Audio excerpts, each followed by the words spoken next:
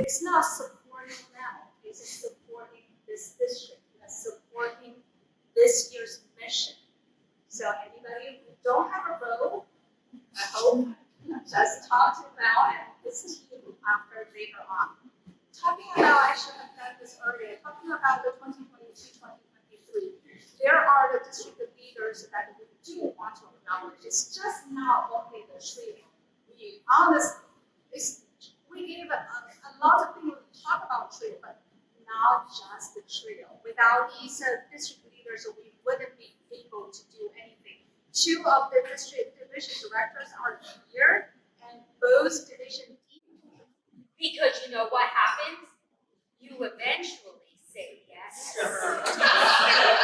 Sometimes she offers, what was it? A pretty bargain. Sometimes she offers a shrimp dumplings. Yeah, they're delicious. Or a nighttime party where someone steals your umbrella. But Lisa is like, they stole your umbrella? Here, have mine. It is a lovely umbrella. I have known Melvin basically 9 out of 10 years they had their club, right? And believe me, no one really wants to step up to the plate. Who wants the hard work of being a PR manager or anything? But look at this face.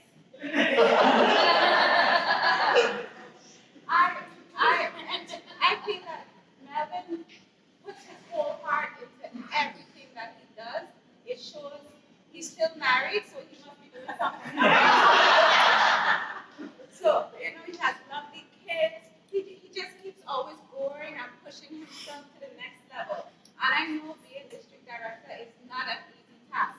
I mean, look at poor Lisa. She's tired, she's fed up, she's cold. She couldn't wait for it to end for them to just roll her so she could pass on the baton. But I hope that this year we all gather around him, all support him. You know, at least Lisa already have you all staying up late in the morning, so just continue to try to definitely help out. Look at the face. And before you all leave, you all will follow, like, and subscribe because you will not be able to leave the building. Okay? Thank you, Melvin.